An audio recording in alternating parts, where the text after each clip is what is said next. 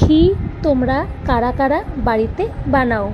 আমার মেয়ে যেহেতু ঘি খায়, আমি প্রতিদিন আমার মেয়েকে খাওয়াই, তাই আমি ঘরেই ঘি বানাই।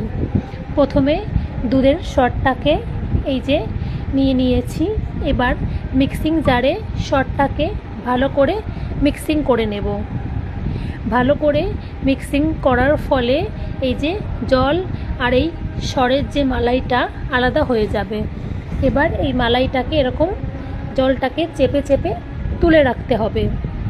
এইভাবে আমি সব সরটাকেই ভালো করে মিক্সিং করে মালাই বের করে নিয়েছি। এবার এটাকেই ঠান্ডা জল দিয়ে ধুয়ে জলটা ফেলে দেব। তারপর গ্যাসে বসিয়ে দেব।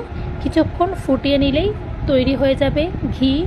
এই যে আমি বানিয়ে নিয়েছি, এটাই আমি ব্যবহার করি। কেমন লাগলো ভিডিওটা জানিও। বাই।